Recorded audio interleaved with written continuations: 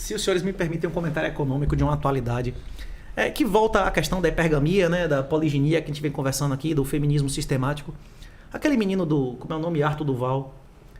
Ele foi crucificado, ele foi cancelado pela única declaração sincera e verdadeira que eu já vi ele fazer na vida. Tudo mais que ele falou era mentira, bicho. Tudo que esse cara falou na vida era mentira. A única declaração verdadeira dele foi aquela. Inclusive é uma declaração cientificamente, que pode ser cientificamente determinada. Ele disse que elas são fáceis porque são pobres. É um fato que existem prostitutas. É um fato que mulheres fazem sexo por dinheiro. E é um fato que existe valor decrescente de dinheiro. Quanto mais dinheiro você tiver, menos o dinheiro vale para você, não é isso? Você faria coisas por $1 milhão que você nunca faria pelo segundo milhão, não é isso? Se você está com fome, seu filho está com fome, você faria coisas por um prato de comida que agora você não faria por $1 milhão, não é isso? O valor do dinheiro é decrescente. E é esse tipo de coisa que as pessoas, pessoas que buscam, como é que chama? Assessoria de investimento, não compreendem. Existem verdades matemáticas em relação às preferências das pessoas. E tem, por exemplo, erros sistemáticos, que é parte da psicologia comportamental e tal. O que ele falou, elas são baratas porque são pobres, é uma verdade matemática. Isso é fato. Uma mulher que tem milhões vai se prostituir por R$30?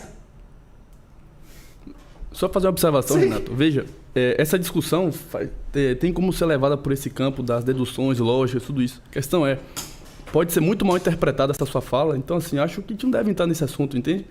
Porque pode parecer que a gente está meio que quantificando outras pessoas, mesmo que de fato exista a profissão da prostituição. Mulheres que de fato façam sexo por uma troca financeira. E de fato, quanto mais pobre qualquer um de nós for, nós vamos estar vulneráveis a fazer mais coisas por menos dinheiro, não é isso?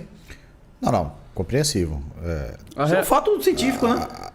Porque a reação pública, Renato, que aconteceu sobre ele, tem muito a ver com a questão de como as pessoas interpretaram, como se o fato dele tivesse meio que barganhando, sabe? Claro, nós vivemos em uma sociedade que a maioria dos homens são crianças, a maioria dos homens são mulheres, a maioria das mulheres são crianças. As pessoas respondem emocionalmente, o idiota útil, ao que é 30%, 40% da população, não responde racionalmente aos estímulos, ele responde de maneira puramente emocional. Ponerologia política e mentalidade esquerdista, ou Red Pill.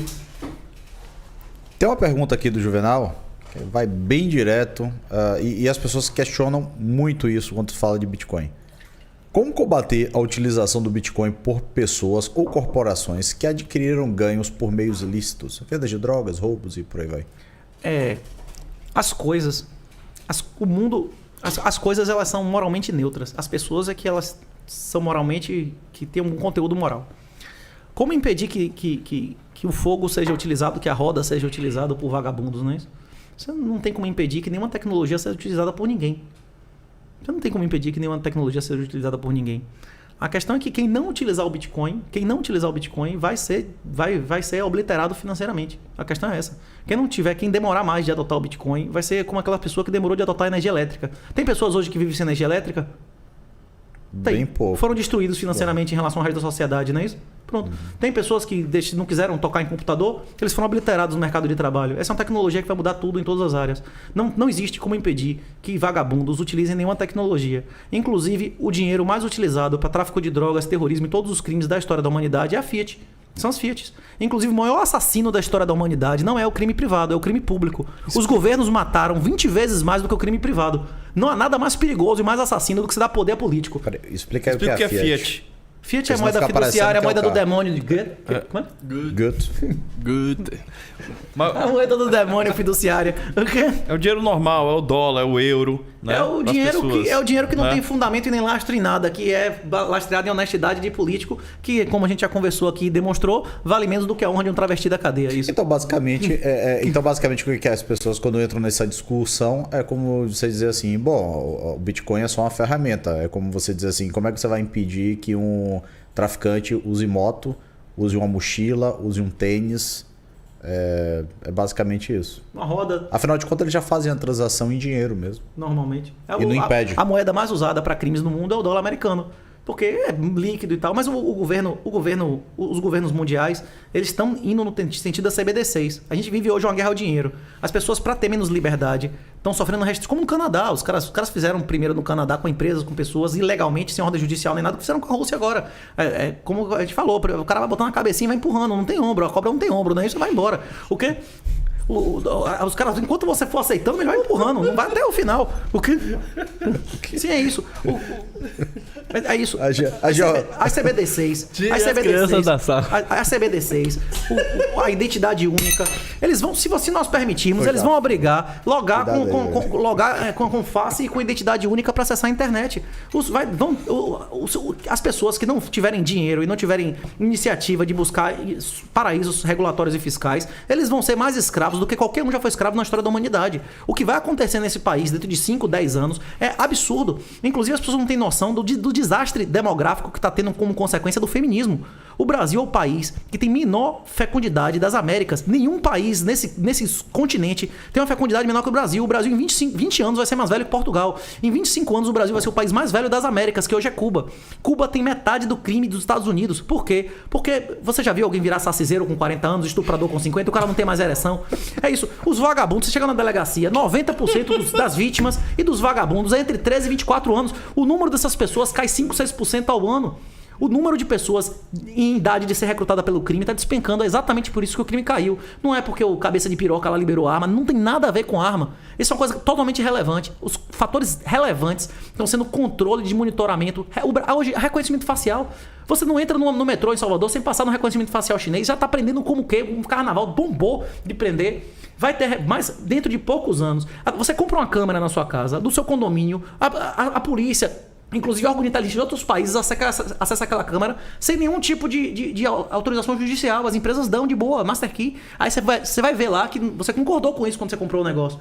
Então, vai ter mais câmera do que gente. Nós vamos viver um mundo totalitário, que as pessoas vão ser mais escravas do que qualquer escravo já viveu, se elas escolherem viver nesses infernos, né? Então, em 25 anos, está resolvido o problema da violência no Brasil? Como foi resolvido o problema da violência?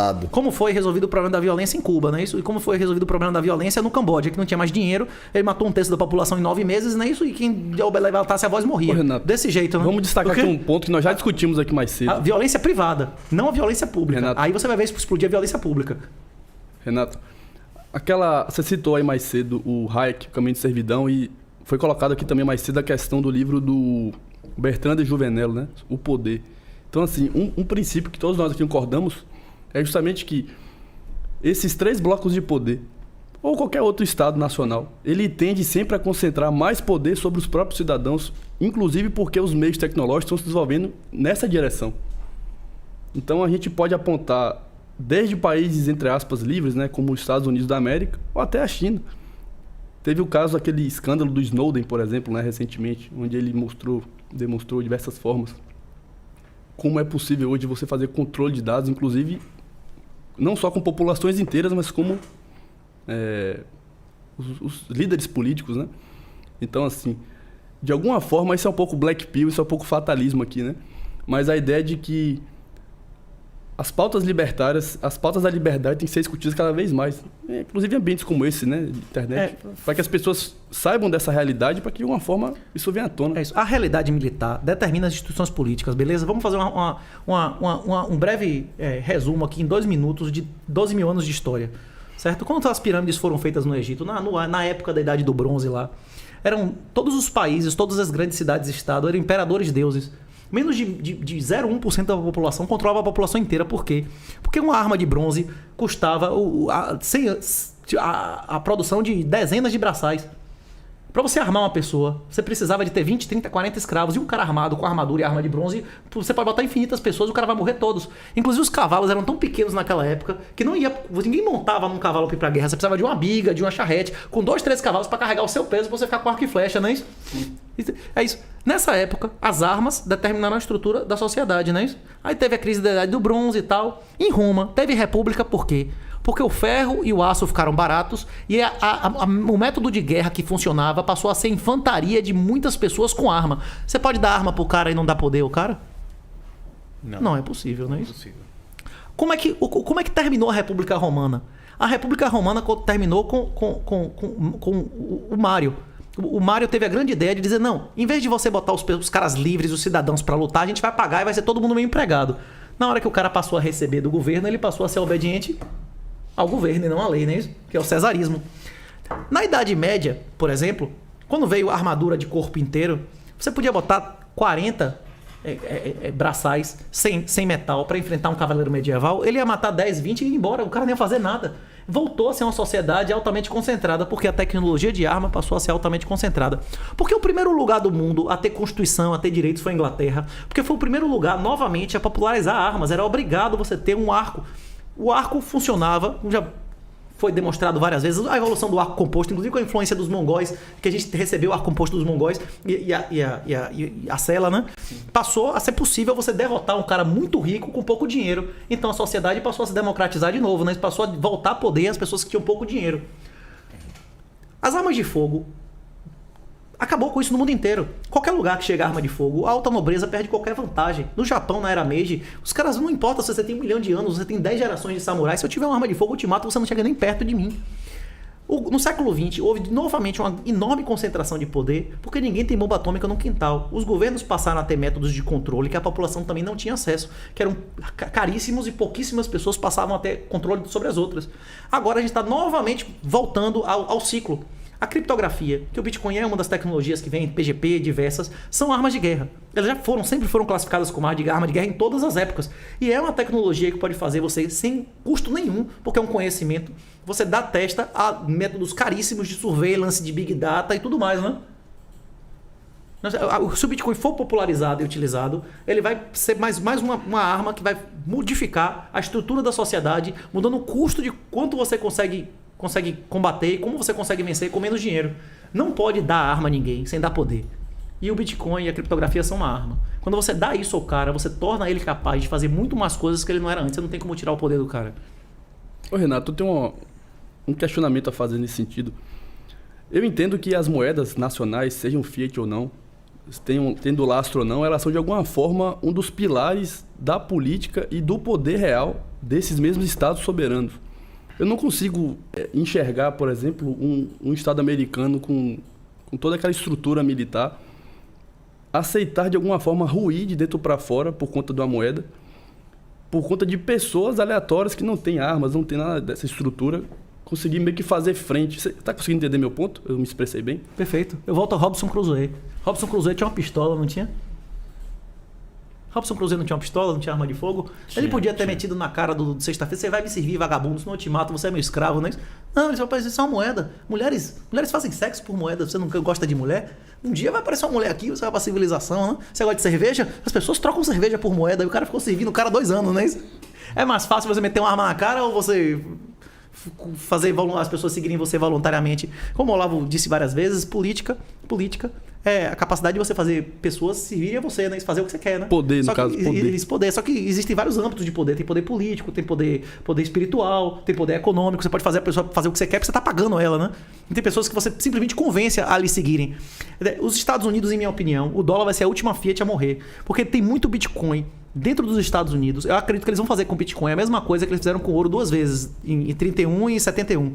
Eu acredito que eles vão expropriar todos os bitcoins que estão em custódia institucional nos Estados Unidos. Se eles fizerem isso, eles vão ter mais bitcoin proporcionalmente em relação ao market cap do que eles têm de ouro. E aí eles conseguem viver mais uma geração com essa riqueza, né? Eu acredito que as moedas fiduciárias, o comércio, as moedas de governo podem existir daqui a 50 anos, mas elas vão ser colateralizadas em bitcoin. Porque antigamente o ápice da humanidade, de civilização, foi o ouro. Porque as sociedades tiveram... O ápice da sociedade, de riqueza, de desenvolvimento tecnológico, foi quando os governos não podiam emitir o dinheiro que eles quisessem. O dinheiro deles tinha que ser garantido em ouro. Não é isso? Gold standard. E de moralidade, de estética. Tipo assim, a sociedade. Procure na internet um site, What the fuck happened in 1971? A sociedade passou a se degradar. Maior desigualdade social, promiscuidade, de homossexualismo, zoofilia, dog pill, tudo que você imaginar de baixaria, deriva da destruição da moeda. E infelizmente isso é sistemático. Em Roma houve Fiat.